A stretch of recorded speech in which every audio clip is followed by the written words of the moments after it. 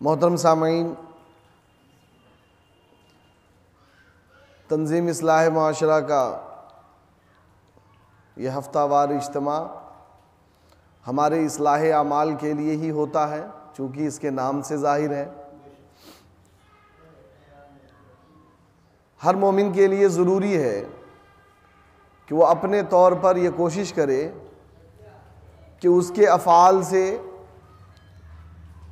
उसकी किसी बात से कोई दूसरा मुसलमान उसके ऊपर बदगुमानी न ले। यह हर मुसलमान के लिए ज़रूरी है।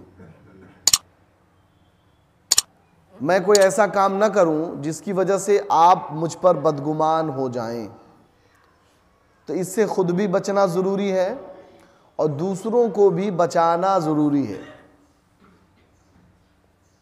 मसलन एक आदमी शराब न पिए, लेकिन अगर वो शराब खाने के इर्द गिर्द मंडराता फिरे, हर वक्त आता जाता रहे, तो जाहिर सी बात है लोग ये समझना शुरू कर देंगे कि लगता है पीता है जी। तो ये जो गुमान लोगों में पैदा हो रहा है, इस गुमान से भी आपको खुद अपने अमल से लोगों को बचाना ज़रूरी है। क्या? अगर उन्होंने ऐसा गुमान किया तो इसमें उनका गुनाह नहीं लोगों का, क्योंकि आपका जो अमल है वो इस बारे में इस तरफ निशानदेही कर रहा है कि कहीं ऐसा तो नहीं कि आप ऐसा करते हैं जी। अल्लाह तबारक व तआला ने कुरान मुक़द्दस में मोमिनों को हुक्म दिया कि ऐ लोगों, गुमान से बचो। ये मौजू इस वजह से इख्तियार किया गया कि पिछले हफ्ते हसद, गीबत, चुगली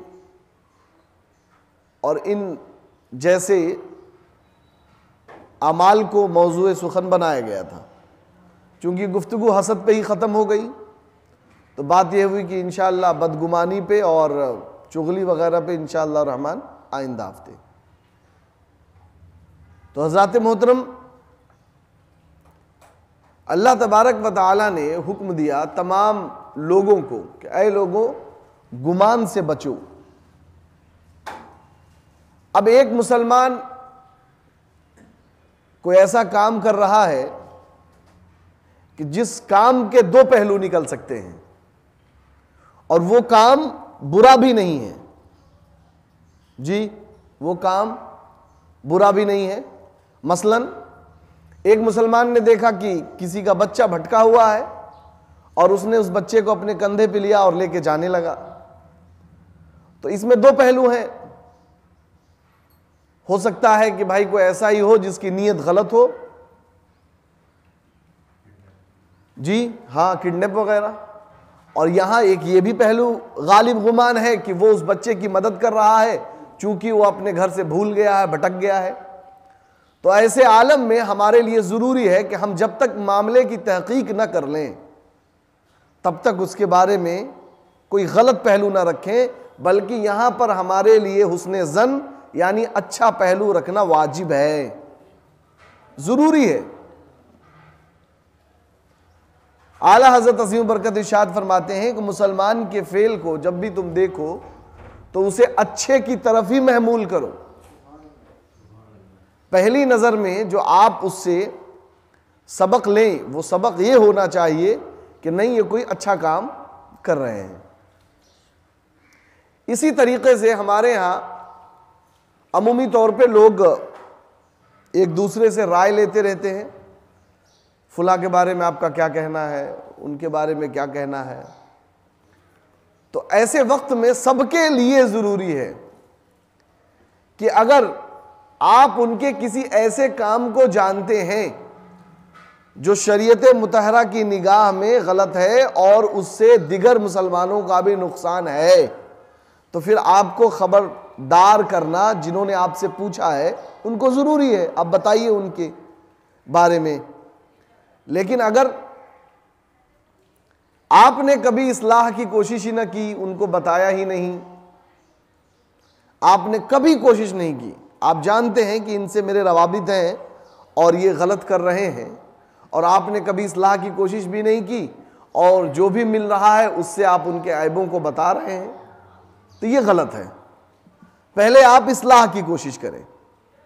अगर वो आपके इस्लाह की कोशिशों से भी न माने, न समझे, तो फिर अब उनके खतरे से लोगों को बचाना आपके लिए ज़रूरी है कि आप उन्हें बचाएं। जैसे कोई मुसलमान है, नाम मुसलमान है, शबाहत भी मुसलमान की बना रखी है, लेकिन उसके अंदर खयानत बहुत ज़बरदस्त है जी।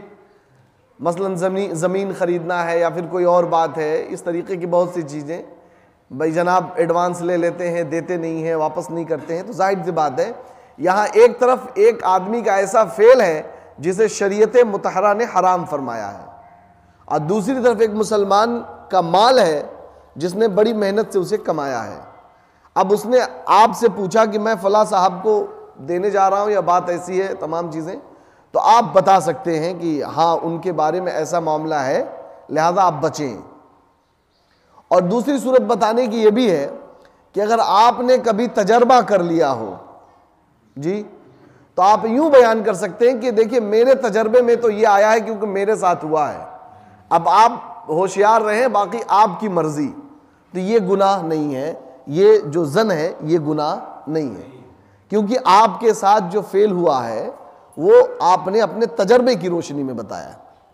लेकिन साहब आपके साथ कुछ हुआ ही नहीं, उन्होंने कुछ कहा ही नहीं, दूर की बात है, आपने सुना ली और आप गुमान में पड़ गए, अरे ज़रूर उन्होंने ऐसा कहा होगा, किसी ने कह दिया कि फुला साहब आपके बारे में ऐसा कह रहे थे, अब आपने उनसे ताल्लुक़ ख़त्म कर लिया, गुफ्तगू ख़त्म कर ली, नहीं ज़रूर कहा होगा, जिसको हमारे यहाँ उर्फ में बोलते हैं कच्चे कान वाले जी, कच्चे कान वाले।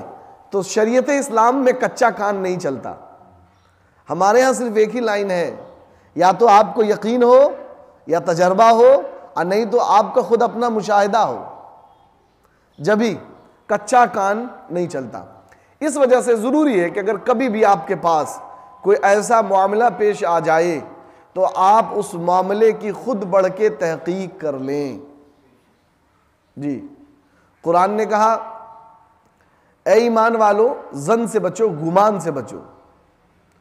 क्यों? इन बाद जन इस्म, इस वजह से कि बाद जन गुनाह होते हैं जी।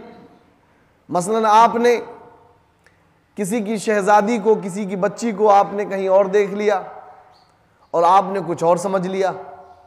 अब इसमें भी उलमा ने बातें ये बयान फरमाई हैं कि एक जन ये होता है कि आदमी ने दिल में सोचा लेकिन कहा नहीं, तो इस जन से भी बचना जरूरी है। और एक ये है कि आपने सोचा और उसको कह भी दिया, तो ये जन हराम है जी, ये जन हराम है कि आपने सोचा और आपको मामले की तहकीक नहीं और आपने कह दिया, तो ये जन आपके लिए हराम है, आपको इससे बचना जरूरी है। गुमान करने के बारे में इस्लाम ने इतना ज़्यादा फोकस इस वजह से किया है क्योंकि एक मुसलमान से दूसरे मुसलमान में या एक फ़र्द से दूसरे फ़र्द में जो किसी बिगाड़ का मामला जो शुरू होता है वो यही गुमान से शुरू होता है जी। आपको हैरत होगी कि मुझसे एक साहब मिले एक प्रोग्राम में, हम दोनों का सफ़र एक साथ जाना हुआ। उनके पास बार बार उनकी बीवी का फ़ोन आ रहा। मैंने कहा क्या बात, बहुत फ़ोन आ रहा आपका? कहने लगे हज़रत मैं बहुत परेशान हूँ, ऐसी अहलिया मिल गई है कि मैं जब भी घर से निकलता हूँ तो उसको ये लगता है कि मैं उससे झूठ बोल रहा हूँ, मैं प्रोग्राम नहीं जा रहा हूँ, मैंने कहीं और शादी कर ली है, मैं वहाँ जा रहा हूँ। अल्लाह अकबर। हज़रात मोहतरम, अब ज़रा सोचें आप, अगर किसी के घर में इतना ज़्यादा गुमान पैदा हो जाए तो उसकी ज़िंदगी फिर क्या होगी? तो मर्द औरत उसके लिए भी ज़रूरी है कि वो ज़्यादा गुमान ना करे, चूँकि एक तरीक़े से ये भी देखा जाए तो ये बीमारियाँ औरतों में ज़्यादा पाई जाती हैं जी। बहरहाल किसी में भी हो, कैसे भी हो, इस्लाम आया है लोगों के दिलों को रिजालत से, गंदगी से पाक करने के लिए, उसे साफ और बिल्कुल शफाफ करने के लिए। एक मोमिन दूसरे मोमिन का आईना है, जैसा वो देखे वैसा सामने वाला भी नजर आए। तो ये तमाम बातें इस्लाम हमें दर्स देता है। इस वजह से जरूरी है कि हमारा दिल का आईना बिल्कुल साफ हो, वरना होता यह है कि आदमी अपने दिल में कुछ और रखता है, जबान से कुछ और कहता है। कुरान मुकद्दस ने एक मकाम पर इरशाद फरमाया, ला जरमा अन्नल्लाह यअलमु मा युसिर्रून मा युलिनून, कि बेशक अल्लाह रब्बुल इज्जत जानता है कि तुम क्या दिल में छुपाते हो और क्या जाहिर करते हो। तो ज़ाते मोहतरम, ज़बान पे कुछ हो, सामने वाले के साथ कुछ हो, नहीं। मोमिन वो सच्चा मोमिन है जिस तकवे की बात अभी आपने मुझसे पहले आली जनाब हाफिज अनवार साहब क़िबला से सुनी। उस तकवे का मेयार ये है कि आपकी ज़बान, आपके अफ़ाल सामने वाले के साथ सब मुशाबहत रखें। आपकी ज़बान मुशाबहत नहीं रख रही, लेकिन आप अपने अफ़ाल से जाहिर करना चाह रहे हैं, तो ये भी मुनाफ़क़त के दर्जे में आएगी, आप गलत कर रहे हैं। तो इस वजह से ज़रूरी है कि आपके तमाम अफ़ाल व अहवाल एक साथ मिल के उस तमाम काम को बजा लाएं। आगे कुरान मुक़द्दस ने इरशाद फरमाया, वला तजस्ससू, किसी की टोह में न पड़ो। कौन कहाँ जा रहा है, कब क्या आ रहा है, क्या नहीं है। हमारे यहाँ तो बहुत से लोग ऐसे होते हैं, बहुत से पड़ोसी भी ऐसे होते हैं कि जनाब वो उनके छत पे चढ़ के झाँकेंगे, उनको देखेंगे, और नहीं तो और चीज़ें उनकी रेकी करेंगे। हज़रात मोहतरम, इस्लाम ने इन तमाम कामों से सबको कतई तौर पे मना फरमाया। आपको कोई ज़रूरी नहीं है। हाँ, अगर कोई ऐसा शख्स है जो गैर शरई काम कर रहा है, तो आप उसकी टोह ले सकते हैं इस बुनियाद पर कि हम उसे बिल्कुल मौके पे पकड़ लें, और शायद इस वजह से वो हमारी इस्लाह से हम उसको जब बताएं या उसको शर्म लगे तो वो अमल को छोड़ दे। तो ये भी आपकी टोह लेना नहीं कहा जाएगा, बल्कि एक तरीके से आपकी कोशिश होगी उसके इस्लाह आमाल के लिए। अल्लाह के रसूल अलैहिस्सलातु तस्लीम ने इरशाद फरमाया कि ऐ मोमिनो, वला तजस्ससू, एक दूसरे की टोह न लो, वला तदाबरू, और एक दूसरे के पीछे न पड़ो। और आगे है, इसी मैं मुकम्मल हदीस पाक के कुछ जुमले बयान कर रहा हूं, मुकम्मल हदीस पाक नहीं। वला तनाजशु, कि आप आपस में चीज़ों को महंगा करके इस तरीके से न बेचें। वला तबागज़ु, और बुग़्ज़ न रखें। कुरान मुक़द्दस अल्लाह के रसूल अलैहिस्सलातु वस्सलाम ने आगे इरशाद फरमाया, वकूनु इबादल्लाहि इख़वाना, बल्कि ऐ मुसलमानों, आपस में अल्लाह के बंदे हो जाओ और भाई भाई हो जाओ, दोस्त हो जाओ। बिल्कुल कुरान मुक़द्दस में जो आयत करीमा आज हमने तिलावत करने की शरफ हासिल की, इसी की तर्जमानी है। वला तजस्ससू, किसी के पीछे न पड़ो। और पीछे पड़ने हमारे मुआशरे में कई माने में होता है। एक तो ये होता है कि आप किसी के पीछे पड़ जाएं, उसकी दुश्मनी में, उसके हसद में, और उसको कोई काम ही न करने दें। मसलन भाई वो अपनी दीवार अपनी ज़मीन पे खड़ा कर रहा है, लेकिन फिर भी आप आके दावेदार बन जाएं कि नहीं, ये ज़मीन यहाँ तक है, यहाँ तक करो, ऐसा करो, वैसा करो। आपने मुकदमा कर दिया, स्टे लग गया, दुनिया भर की चीज़ें। होता नहीं है ऐसा क्या जी? बहुत होता है। लोग बहुत से मामले में लोगों के पीछे पड़ जाते हैं, खुद अगर वहां तक नहीं पहुंच पा रहे तो अगलों को लगा देते हैं। क्यों? कि ताकि वो सिर्फ परेशान रहे। हज़रात मोहतरम, ऐसी कोशिशें आपके आमाल को तबाह बर्बाद कर देंगी। और इतना जान लें, एक मुसलमान का दिल अदना सा भी दुख गया तो आपको अल्लाह तबारक व तआला उस वक्त तक माफ़ नहीं फरमाएगा। हालांकि अल्लाह तबारक व तआला खालिक व मालिक है, करीम है, उसको सारा इख्तियार है, वो चाहे तो किसी को बेहिसाब बख्श दे। लेकिन इसके बावजूद खालिक कायनात फरमाता है कि जब तक वो मुसलमान उससे राजी ना हो जाए या उससे उसका बदला ना दिलवा दिया जाए, तब तक मैं उसे माफ नहीं करूंगा जिसने उस मुसलमान के अदना से दिल को दुखाया। इमाम गजाली रहमतुल्लाहि ताला अलैहि अपनी एक किताब में एक मकाम पे लिखते हैं कि क़यामत के दिन कुछ लोगों को जहन्नम की एक वादी में डाला जाएगा। अल्लाहु अकबर। तो बयान फरमाते हैं कि जिस तरीके से आपने दुनिया में समंदर देखा कि पानी ही पानी, पानी ही पानी, फिर उसके किनारे हैं, जहन्नम का भी हाल ऐसे ही होगा, आग ही आग, आग ही आग, आग ही आग, फिर बहरहाल उसका जहन्नम का एक दायरा है। तो फरमाते हैं कि जिस वादी में उनको डाला जाएगा तो वो उसी में डूबते रहेंगे, डूबते रहेंगे, उनकी कैफियत होगी जी। तो उनको ये लगेगा कि हम अगर यहां से निकलकर किनारे की तरफ चले जाएं तो शायद बच जाएं। जैसे डूबने वाला पानी में ये सोचता है मैं किनारे पहुंच जाऊंगा तो बच जाऊंगा। तो आप फरमाते हैं कि वो लोग सब मशवरा करके किनारे की तरफ भागेंगे। बहरहाल वो किनारे आ जाएंगे, और किनारे आ जाएंगे जब, तो उनको कुछ राहत होगी, लेकिन क्या, उनके जिस्म की जो खाल है वो बिल्कुल जल चुकी होगी।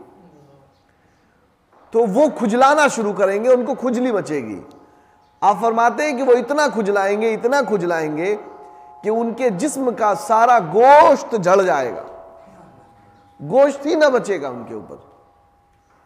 फरमाते हैं कि जब कुछ भी ना बचेगा तो उसके बाद एक आवाज आएगी, ऐ जहन्नमियों तुमको पहुंच गई। तो वो कहेंगे हाँ पहुंच गई, लेकिन ये किस बात की सजा है? सजा तो मिल गई मुझे, हमें तो मिल गई, मिल रही है, लेकिन है किस बात की सजा हमें पता नहीं। तो आवाज आएगी, ये इस बात की सजा है कि तुम दुनिया में जो मुसलमानों का दिल दुखाते थे। अल्लाह अकबर। सिर्फ इस बात की सजा।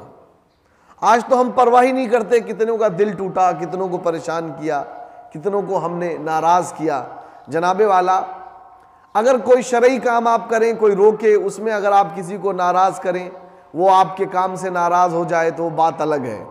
लेकिन जनाबे वाला अच्छे कामों में, अच्छे भले काम आप नहीं करते, बल्कि आप बुरे कामों की तरफ जाते हैं और लोग मना करें तो आप नाराज हो जाते हैं। तो अगर ऐसे अफ़ाल आप करेंगे तो फिर आप सोचें कि आपने अगर माँ बाप का दिल दुखाया, भाइयों का दिल दुखाया, बहुत सी ऐसी चीज़ें, उसमें फिर आप जोड़ते चले जाएं एक पूरा, आप खुद माशाअल्लाह बाशऊर हैं कि हमने कितनों का दिल दुखाया। आपने वो हदीस पाक भी बार बार सुनी होगी कि अल्लाह के रसूल अलैहिस्सलातु तस्लीम से एक मरतबा अम्मी आयशा रज़ी अल्लाह ताला अन्हा ने कहा कि या रसूल अल्लाह इजाज़त हो तो कुछ मांग लूँ। बल्कि यह है कि अल्लाह के रसूल अलैहिस्सलातु तस्लीम ने कहा आयशा अगर तुम जो मांगोगी मैं दूंगा। तो आपने कहा कि मैं अपने वालिद से मशवरा कर लेती हूँ। वालिद के पास गई, हज़रत अबू बकर सिद्दीक़ रज़ियल्लाहु ताला अन्हु के पास मशवरा किया। तो आपने कहा कि हाँ ठीक है, आप जाके उनसे कहिए कि आप जब मेराज शरीफ के गए तो अल्लाह तबारक व तआला से जो आपकी गुफ्तगू हुई, उन राज़ो नियाज की बातों में से कुछ बता दीजिए। जी, मांगा भी तो वो चीज़ जो अल्लाह तबारक व तआला और महबूब के दरमियान थी। अम्मी आयशा रज़ियल्लाहु ताला अन्हा आई, अल्लाह के रसूल अलैहिस्सलातु तस्लीम से फरमाया कि वालिद मोहतरम से मशवरा हुआ। आपने फरमाया कि क़यामत आप जो मेराज शरीफ पे गए थे तो जो राज़ो नियाज की बातें अल्लाह तबारक व तआला और आपके दरमियान हुई उसमें से कुछ बता दें। तो अल्लाह के रसूल अलैहिस्सलातु तस्लीम ने फरमाया चूँकि आपने बहुत बड़ी बात मांग ली और मैं वादा कर चुका हूँ, इस वजह से बता रहा हूँ। मेरी जब अल्लाह तबारक व तआला से गुफ्तगू हुई तो अल्लाह तबारक व तआला ने फरमाया कि जो मुसलमान दूसरे मुसलमान के दिल को जोड़ेगा मैं उसे बेहिसाब जन्नत में दाखिल फरमाऊंगा। आप बहुत खुश हुई वालिद मोहतरम ने कहा था कि अल्लाह के रसूल जो बताएं उसे आके हमें ख़बर दीजिएगा। गई जाके ख़बर दिया, कहा वालिद मोहतरम अल्लाह के रसूल अलैहिस्सलातु तस्लीम ने फरमाया कि जो मुसलमान के दिल को जोड़ेगा अल्लाह तबारक व तआला उसे बेहिसाब जन्नत में दाखिल फरमाएगा। हज़रत अबू बकर सिद्दीक़ रज़ियल्लाहु तआला अन्हु इस बात को सुनने के बाद रोने लगे। आप फरमाती हैं कि इसमें तो रोने की कोई बात नहीं, तो बड़ी खुशी की बात है। लेकिन हमारे बुजुर्गान दीन हर पहलू पे नज़र रखते थे। किस लिए? सिर्फ हमारे लिए, सिर्फ हमारे लिए, ताकि हम जो आने वाले बाद में हैं उनको जीने का ढब, जीने का तरीक़ा पता चल जाए। आपने फरमाया कि मैं रो इस वजह से रहा हूँ कि जब मुसलमान के दिल को जोड़ने पर अल्लाह तबारक व तआला बेहिसाब जन्नत में दाखिल फरमाएगा, तो इसका पहलू अगर पलट दें तो ये निकला कि जो मुसलमान के दिल को तोड़ेगा अल्लाह उसे बगैर किसी हिसाब के जहन्नम में डाल देगा। अल्लाह अकबर। वला तजस्ससु, किसी मुसलमान के पीछे न पड़िए। और जनाब यहाँ पे एक बात और सुनिए, इस्लाम की खूबसूरती यह है कि मुसलमान तो मुसलमान, आपको गैरों के पीछे भी नहीं पड़ना है बिला वजह। क्यों पढ़ेंगे आप भाई जी? क्यों पढ़ेंगे आप? क्यों आप किसी के घर के बारे में वो करें? इस्लाम की खूबसूरती यह है, मैं बार बार बयान करता हूं कि इस्लाम ने सबको आज़ादी का एक दर्स दिया है। और हमारे यहाँ यह भी है कि अगर किसी ने किसी मुसलमान के घर में बिला ज़रूरत झांका और उसने उसकी आंख फोड़ दी, तो शरीयत में इस आदमी को, झांकने वाले को, कोई बदला नहीं दिया जाएगा। बिल्कुल सही, सही किया, फोड़ दिया। क्यों झांका किसी के घर में? एक हिंदुस्तान में एक बादशाह गुजरे हैं, गालिबन वो अलाउद्दीन खिलजी का वाकया है कि अलाउद्दीन खिलजी का बेटा वो शायद अपने हाथी पर सफर कर रहा था, तो वो एक झोपड़ी के पास से गुजरा, तो जिसमें एक औरत अपने घर में नहा रही थी। तो चूंकि ये ऊंचाई पर थे तो इनकी निगाह पड़ गई, तो वो आदमी बादशाह के पास पहुंच गया कि आपका बेटा मेरी बीवी को इस तरह से देखा। हजरत मोहतरम बाज पुरश हुई तो पता ये चला कि हाँ ऐसा गुनाह हुआ है। देखने का मतलब ये होता है कि अगर आपकी पहली निगाह पड़ गई तो वो तो माफ है, लेकिन अगर आपने दोबारा फिर अपनी इश्तिहा से, अपनी चाह से उसे देखा तो अब ये हराम है। तो लोगों ने बयान किया है, अब हकीकत से कितना इसका वास्ता अल्लाह बेहतर जाने। तो बादशाह ने यह हुक्म दिया कि आपने किसी की बीवी पर गैर शरई निगाह डाली तो इसी सूरत में अब आपको सजा मिलेगी। कहा क्या? तो कहा ये कि अब तुम्हारी बीवी उस जगह नहाएगी और ये हाथी पे चढ़ेगा, ताकि तुम्हें एहसास हो कि दूसरे की इज्जत पे निगाह डालने पर किस तरीके से उस आदमी को तकलीफ हुई होगी। जी, ये उनके अपने अदल का पैमाना था। बाद में उस शख्स को उन्होंने राजी कर लिया और मामला रफा दफा हुआ। लेकिन हज़रत मोहतरम, अब यहां मैं आपको एक बात रोक के बताना चाहता हूं। शरीयत इस्लाम ने हर चीज की जो सजा मुकर्रर की है वो उसके कुछ हुदूद हैं। अब इसका मतलब कतई नहीं कि मेरे घर में अगर किसी ने झांक लिया तो मैं उसके बदले में उसके घर में झांकूं, ये नहीं। ये वाकया मैंने यूं बयान कर दिया कि ऐसा भी लोगों ने किया, ये मैंने सुना, पढ़ा नहीं। लेकिन इस्लाम की रूह से यह सजा गलत है, क्योंकि एक आदमी ने अगर हराम काम किया तो दूसरे को सजा हराम काम से नहीं दी जाएगी। मैं इस वजह से ये बात ये और जोर दे के कहना चाहता हूं, हमने सुना कि माजल्ला सुम्मा माजल्ला, पाकिस्तान में एक साहब ने किसी बच्ची के साथ गलत हरकत कर दिया, जिना कर दिया, तो उसकी सजा में वहां की पंचायत ने अल्लाह जाने क्या अक्ल है, यह सजा सुना दी कि अब इस शख्स की बेटी के साथ वैसे किया जाए। और ऐसा नहीं, बल्कि यहां अपने हिंदुस्तान में भी ऐसे कई वाकयात हो चुके हैं। तो मैं कहना यह चाहता हूं कि इस्लाम में इस तरीके से सजा नहीं दी जाती है। किसी ने हराम काम किया तो वही हराम काम करके उसकी सजा नहीं दी जाएगी, समझ रहे हैं आप, और न इसकी तरफ किसी को रग़बत दिलाई जाएगी। बल्कि शरीयत मुतहरा ने जो कवानीन नाफिज किए हैं उनके दायरे में उस पर तमाम मामलात को मुतय्यन किया जाएगा। बहरहाल हज़रात मोहतरम, वला तजस्ससु, कुरान मुक़द्दस ने आगे कहा वला यग़तब बाज़ुकुम बाज़ा, तुम में से बाज़ की चुगली न करे, बाज़ की चुगली न करे। अब चुगली होता क्या है, हमारे यहाँ भी बहुत ये मामला चलते हैं कि हम किसी के ताल्लुक से बात कर रहे होते हैं, बैठे किसी ऐसे सहाबी के बारे में बात कर रहे थे जो वहां मौजूद नहीं थे। अल्लाह के रसूल अलैहिस्सलातु तस्लीम ने फरमाया कि जब वो यहाँ मौजूद नहीं तो उनके बारे में बात क्यों? तो कहा या रसूल अल्लाह, हम तो बिल्कुल हकीकत की बातें कर रहे हैं जो उनके अंदर है। तो अल्लाह के रसूल अलैहिस्सलातु तस्लीम ने फरमाया कि जब है और आप उनकी गैर मौजूदगी में कह रहे हो तभी तो चुगली है, और अगर वो ना होती तब आप कहते तो ये बोहतान होता, ये तोहमत होती। और इसकी सजा और बढ़कर, किसी पर तोहमत लगाना, जी इसकी सजा और बढ़कर, चुगली कर दी उस पे कोड़े नहीं मारे जाएंगे, लेकिन अगर आपने किसी पे तोहमत लगा दी तो कोड़े मारे जाएंगे। आप समझ रहे हैं आप? तो बहरहाल हज़रात मोहतरम, हमें यह चाहिए कि हम कोशिश ये करें कि अपने काम से आप काम रखें। अपने काम से काम रखने का मतलब ये कि आपको जिससे जितनी जरूरत हो उतना ही आप काम करें। बिला वजह लोगों का इधर उधर बैठना, बाजारों में जाने से, होटलों पे बैठने से क्यों मना फरमाया गया? क्योंकि बातें ऐसी हो जाती हैं, बातें खुल जाती हैं और लोग हाँ में हाँ मिला दिया करते हैं। समझ रहे हैं आप? आपने अगर नहीं की तो आपने सुन ली, ये भी गुनाह है। हमारे बुजुर्गों का तरीका यह था कि अपने मुंह में वो पत्थर रखे रहते थे। हजरत अबू बकर सिद्दीक रज़ी अल्लाह ताला अन्हु खुद आप अपने मुंह में कंकरियां डाल लेते थे। किस वजह से? कि मुंह में जब कंकरियां रहेंगी तो मैं बोलूंगा नहीं, और जब बोलूंगा नहीं तो जाहिर सी बात है किसी के बारे में ऐसी बात होगी नहीं।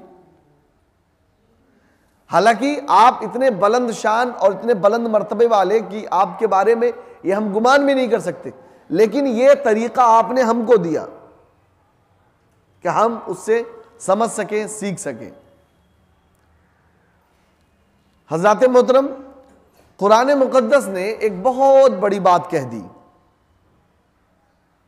अयुहिब्बु अहदुकुम अन याकुला लहमा अखी मैतन फकरिहतुमूहु, कि जो चुगली करता है उसकी सजा, या आप यूं कह लें कि उसका मामला यूं होता है कि कुरान ने कहा कि एक तरफ चुगली करना और दूसरी तरफ अपने भाई, मरे हुए भाई का गोश्त खाना।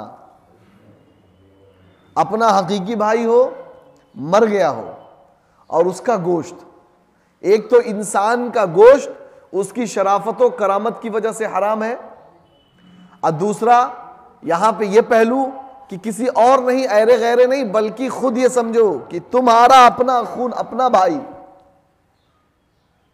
उसके गोश्त को तुम्हें खाने को दिया जाए तो खाओगे। यानी कुरान ने बताना चाहा है कि जितने भी मोमिन हैं ये सब के सब तुम्हारे अपने भाई की तरह हैं। तो इनकी इज्जतें उछालना, इनकी चुगलियां करना तो ऐसी है कि जैसे तुम अपने भाई का मरा हुआ गोश्त खाओ। मेरे प्यारे, मेरे अजीजों, बताने का मकसद यह है कि कुरान मुक़द्दस ने हमें अल्हम्दुलिल्लाह रब्बिल आलमीन ऐसी रोशनी दी है, ऐसी ज़िंदगी दी है कि जिस पर अगर हम चलें तो हमारी ज़िंदगी शादकाम हो जाए, इस दुनिया में भी और आखिरत में भी।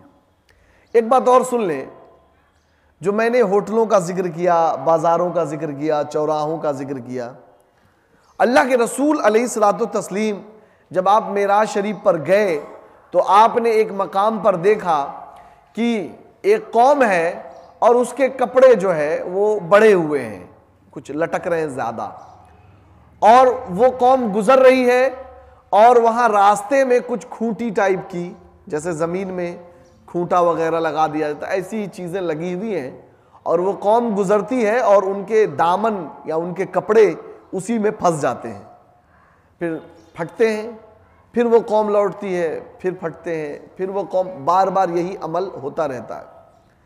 अल्लाह के रसूल अलैहिस्सलातो तस्लीम ने पूछा, जिब्राइल ये क्या मामला है? फरमाया कि या रसूल अल्लाह, ये आपके कौम के उन लोगों की सज़ा है जो लोग दुनिया में रास्तों पे बैठकर अपने गुजरने वाले भाइयों की ऐबजोई किया करते थे। जी, उनकी सज़ा है। दामन उलझना ये इस बात से है कि आप किसी के दामन को दागदार करना चाहते हैं, ऐबों में उसको आप शामिल करना चाहते हैं।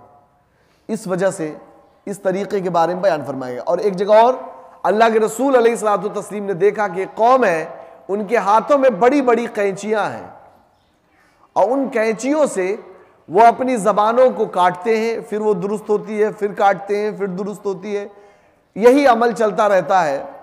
हज़रत जिब्रील अमी अलैहिस्सलातु तस्लीम ने अल्लाह के रसूल अलैहिस्सलातु तस्लीम फरमाया कि या रसूल अल्लाह, ये आपके कौम के चुगली करने वाले हैं जिनको ये सज़ा दी गई है। हज़रत मोहतरम, इंसान अपने आमाल को अगर दुरुस्त रखना चाहे तो उसके लिए ज़रूरी है, सबसे ज़्यादा ज़रूरी, कि वो अल्लाह का डर अपने दिल में पैदा करे। अगर ये नहीं है तो फिर आप इन सब चीज़ों से नहीं बच पाएंगे।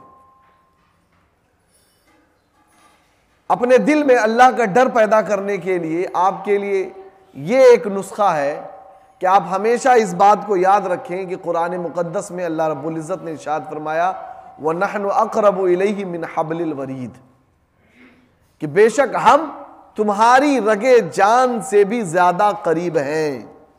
तो कभी अपने आप को ये ना समझें कि मैं माज़अल्लाह अल्लाह से दूर हो गया। जैसे मैं अपने वालिद साहब के साथ चलूं, या कोई भी बच्चा जब अपने वालिद साहब के साथ चले तो रास्ते में यकीनी तौर पर वो बदमाशियां नहीं करता, गैर फितरी कामों को छोड़ देता है।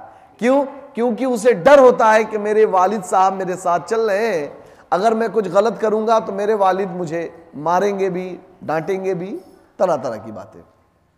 तो अगर आप यही अमल या हम यही बातें अपने दिल में उतार लें कि मेरा रब जो है मेरे साथ है, और खुद अल्लाह रब्बुल इज़्ज़त ने इरशाद फरमाया, हदीस कुदसी है, अना इंद ज़न्नी अबदी बी व अना माहू, मैं बंदा के वहमो ख्याल के साथ होता हूं। जी, बंदा मेरे बारे में जैसा सोचता है वैसा ही। और उसी हदीस पाक में आगे जिक्र है कि बंदा अगर मेरी तरफ एक बालिश आता है तो मैं उसकी तरफ एक हाथ आता हूं, अगर वो मेरी तरफ एक कदम आता है तो मैं दौड़ के आता हूं। तो हज़रत मोहतरम, रब की रहमतें वो हमारे लिए हमेशा मुंतज़िर हैं। बस ज़रूरी है कि हम अपने आप को इस लायक बनाएं कि हम उन रहमतों के चाहने वाले हो जाएं, उन रहमतों को अपनी तरफ समेटने वाले बन जाएं। तो यकीन जान लीजिए वो रब आपको और हमें कभी महरूम न फरमाएगा। कुरान मुक़द्दस ने फरमाया, इन्नल्लाह तव्वाबुर रहीम, बेशक अल्लाह तबारक व तआला खूब खूब तौबा कबूल करने वाला और रहम करने वाला है। तौबा हर मर्ज का इलाज है। आपसे कभी गलती हो जाए तो उसका पहला मरहला ये आना चाहिए कि आपके दिल में फौरन नदामत पैदा होनी चाहिए कि मुझसे हाय अफसोस, मुझसे गलती हो गई।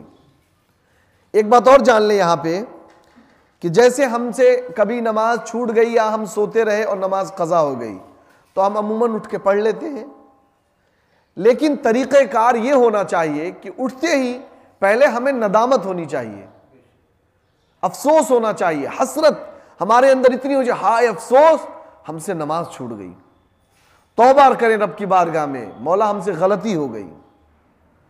समझ रहे हैं आप? इस तौबा के बाद फिर आप नमाज पढ़ें। ये बुजुर्गों ने तरीका बयान फरमाया। क्यों?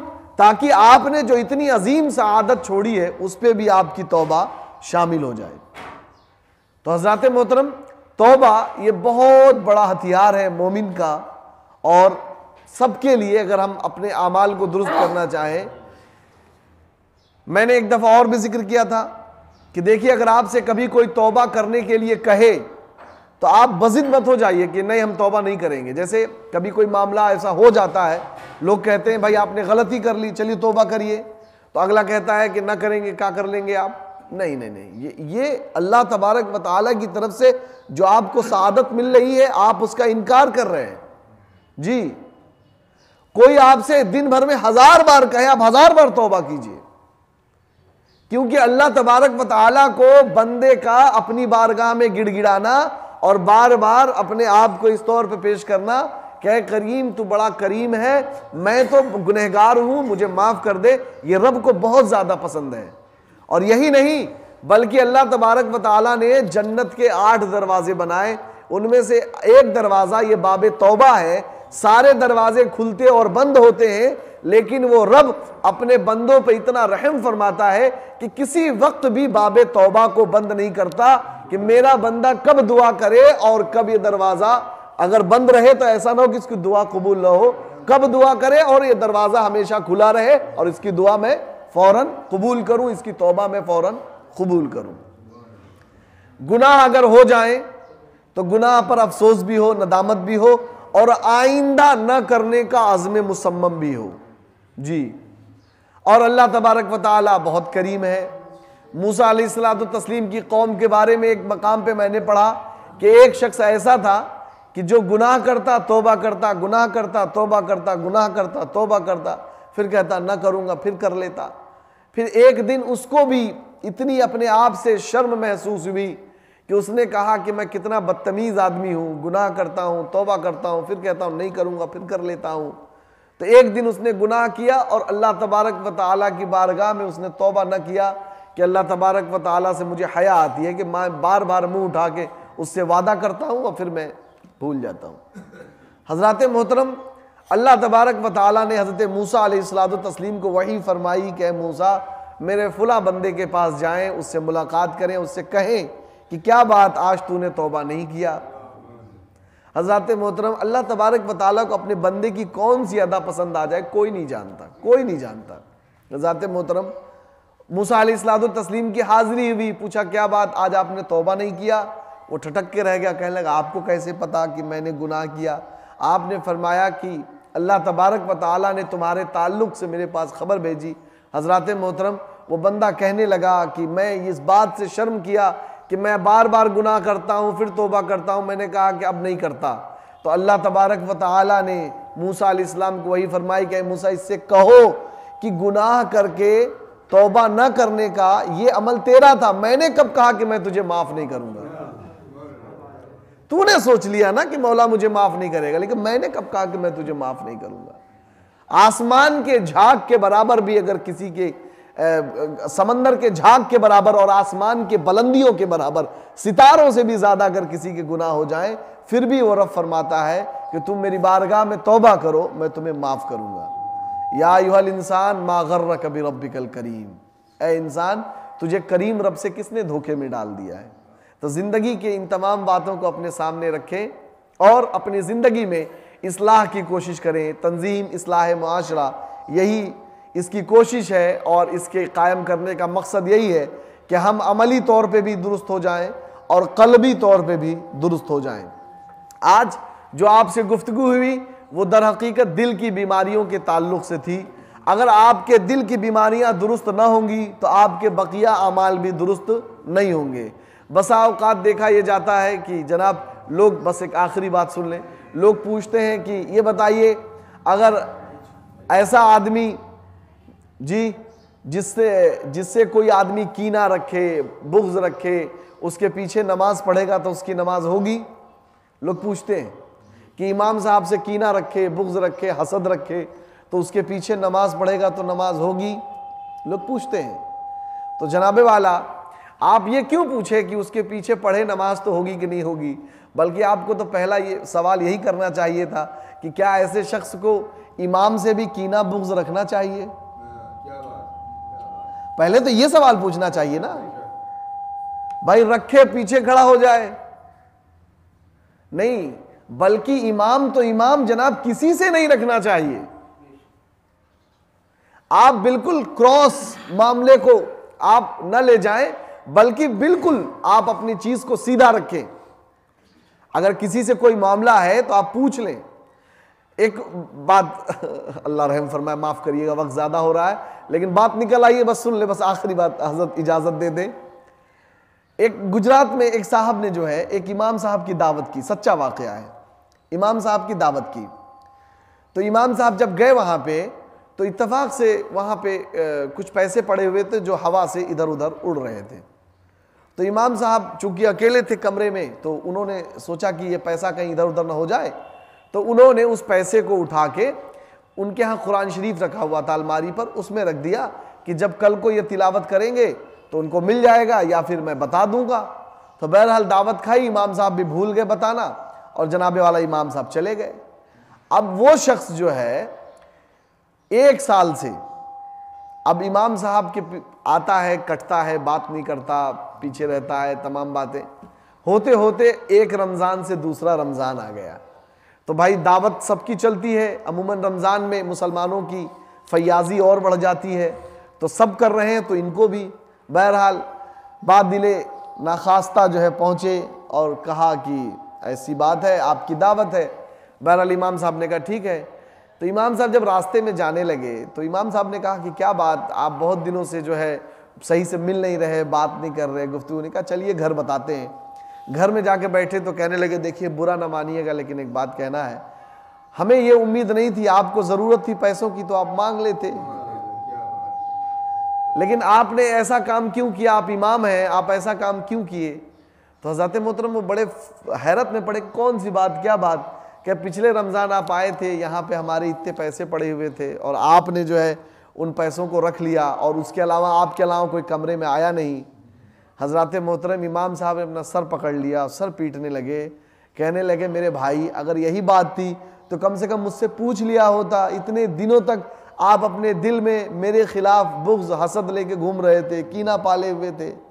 और साथ ही साथ ये भी मुझे हैरत है कि क्या आपने 1 साल से कुरान मजीद खोल के नहीं देखा। जी कितना बड़ा पैगाम। आपने कहा क्या आपने 1 साल से कुरान मजीद खोल के नहीं देखा। हज़रत मोहतरम इमाम साहब ने कहा ज़रा कुरान शरीफ तो उठाइए। जब कुरान उठाया तो उसमें वो पैसे वैसे ही पड़े हुए थे। इमाम साहब ने कहा कि वो उड़ रहे थे तो मैंने सोचा इसमें रख दूं, आपको बता दूंगा, मैं भूल गया, मैंने सोचा कि आप खोल के देख लिए होंगे। हज़रत मोहतरम ज़रा सोचिए, एक कितना बड़ा इमाम से बुग़्ज़ भी पाला, कीना भी, दिल में बातें रखी भी, साल भर गुजर गया, साल भर वैसे ही, फिर किस तरह से वो नमाज पढ़ता होगा, फिर उसकी नमाजों का क्या। बहरहाल आपके दिल में लाख कीना हो, लाख बुग़्ज़ हो, लाख हसद हो, लेकिन अगर आप इमाम के पीछे खड़े हो जाएंगे तो आपकी नमाज हो जाएगी। जी नमाज हो जाएगी। आप जरा सोचिए इमाम साहब कितने कमाल के हैं कि इतना कुछ होने के बावजूद भी आपकी नमाज हो जा रही है, और आप कितने कमाल के हैं कि इमाम आपकी नमाज करवा दे रहा है फिर भी आप इमाम से जलन रख रहे हैं। अल्लाह अकबर। तो इस वजह से चाहे इमाम हो चाहे कोई भी हो, उससे बुग़्ज़ हसद नहीं रखना चाहिए। अल्लाह तबारक व तआला हमारे दिलों को साफ़ फरमा दे, हर मुसलमान के लिए बिल्कुल आईना बना दे और सबको प्यार मोहब्बत इत्तेहाद व इत्तफ़ाक़ से रहने की तौफ़ीक़ नसीब अता फ़रमाए। अस्तग़फ़िरुल्लाह रब्बी मिन कुल्लि ज़ंबि व अतूबु इलैहि व आखिरु दावाना अनिल हम्दुलिल्लाहि रब्बिल आलमीन। अस्सलामु अलैकुम व रहमतुल्लाहि तआला व बरकातुहू।